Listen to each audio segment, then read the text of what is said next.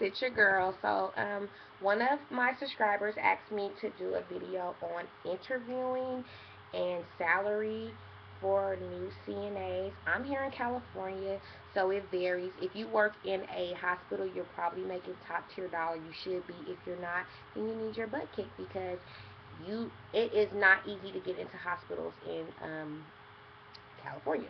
So if you're in a hospital, you should be getting paid good. Interviews. When I was young, I used to be so, like, interviews used to break me out. Once you know what you're doing, it's like, listen, I know what I'm doing. If you passed your CNA course, your, your, what is it, your state test or whatever, then you knew what you were doing. You knew enough to pass it. You have knowledge. This is what I can bring to this field. This is my background. You know what I mean? I will be one of your top workers in the next 6 months. I'm dedicated. I'm a fast learner. I just need a chance. Sometimes they just need to hear that. I just need a chance. You need to put together a funky being good resume. You need to put together a good A plus resume, and you need to have good references. So you need the reference from the people at your clinical sites. Don't just be there and be a drone. Find out who the DON is. Find out who the DSD. The DSD is the one who you really, director, staff development, yeah, her, him, whoever, he is very, very important. He's very, very respected, and you have to, get to know him or her because, a lot of times they make the decision who works there. Sometimes the administrators do, but a lot of times the DSD and the DON will be doing the hiring, and they are very, very important. The administrator is important. Um, Get to know these people. Get references. When you go on those clinical sites, that's your opportunity to get a job there. They hire a lot of times the CNAs that come through there. You know, you got to be a hustler, especially in these days with the job market being the way that it is, and you got a lot of competition or whatever. And just stand out and pay attention, and really don't be playing. Like, I know a lot of times when you go to your clinicals and stuff, people be messing. No, pay attention. What? No, because this is not brain surgery. I'm gonna have this. You know. As far as salary goes, in California, starting salary for a CNA is $12 an hour. We ain't doing that. We ain't feeling that. We ain't with that. You need to go in trying to get, I think, at least 14 to $15 an hour, realistically, because you have to think about your bills, your food, going out, whatever it is that you might need, your family, your health care insurance. You have to think about that stuff, your commute, all of that should factor in. If you take a job for less than that, then you probably should think about leaving there within 6 months to a year and going somewhere else where you can get more money. Always be willing to advance yourself. You will come in facilities where people have been for years and years and years, but you will meet more people who have been worked at a lot of different facilities because that's just the game. You're not stuck nowhere. You don't have to stay anywhere that you don't want to stay. Okay? And they will accept you. And you are new, but you know what? You was good enough for that facility. You good enough for the next facility.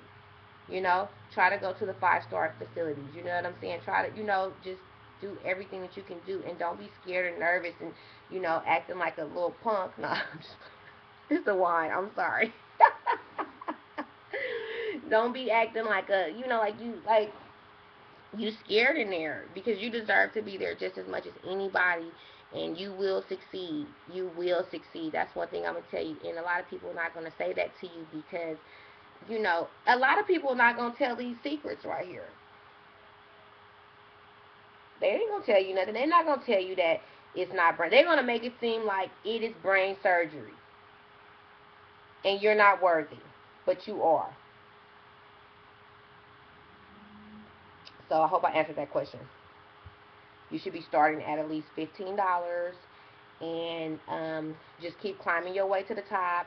Don't be scared to interview. Showcase your talents. You need a bomb resume. And yes, I did say bomb, okay? I want to say funky fresh. I'm 30. I'm not 22. Okay? You need a good looking resume, and you need good references, and look at people as, reference builders. Look at your coworkers as people who um you're building relationships with. It's not, there's gone are the days of just, oh, that's so and so I worked with. No, no, no. That's my reference, that's my contact. You have to start looking in those, especially in healthcare, because that administrator, the DSD, the DON, social services. Those look good on your like what? Oh, who your reference? Oh, the administrator. Oh, the DON. Not just your fellow CNA coworker, or not just your average charge nurse. I pull out the big guns. I love when my superiors love me, because I'm sure gonna use it for a reference. Can I use? I'm gonna be looking for a new job. Can I use you for a reference? If you can't get nothing else, if you can't get no money out of them, you better be able to get a reference. If nothing else, and I already communicate that. Can I use you for a reference in the future? Yeah. Okay. Thank you. That's what you need to do. But you need a good resume. Your resume need to really showcase what you got. No okie dokie resume. They have to really showcase you. They need to see the language. They need to see it. Healthcare professional. You know what I'm saying? Objective healthcare professional. Highlights. You know, graduated top of the class. Whoop whoop this, whoop whoop that. All your highlights. Boom boom boom. Qualifications. Boom, boom, boom, boom. Procedures. Put procedures on there. A lot of people skip procedures, but put procedures on there and let them know that you know. You know, let them know. Foley catheter care, coloscopy bag care, tracheotomy care, um, vitals, TPR, blood pressure, all of that. All of that.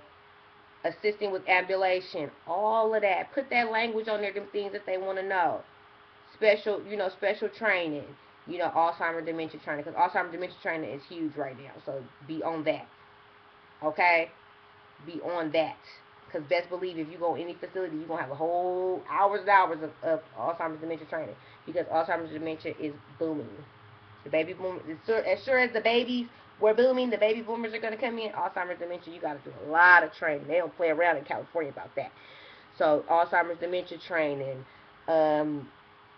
Hoyer lift training, tracheotomy training, just everything. Patients' rights, let them know, and speak clearly and be professional. Be professional. You ever see a group of doctors and nurses talking, and they be with it. Understand that. Understand what they're talking about. Understand that. And just because you work somewhere that they lax, like I worked somewhere where they did use abbreviations, which was weird. Don't ask me. No, you better be on your abbreviations, because be on your military time. Okay? Be on your military time. Be on your abbreviations. Know what they talk. What? Yeah, I know. Yeah, I understand. So when the doctor come rattling something off, yeah, I got that. The nurse come, yeah, I got that. It has to all make sense. So good luck out there. I hope I wasn't rambling too much. I'm drinking Pinot, so I had a hard day today.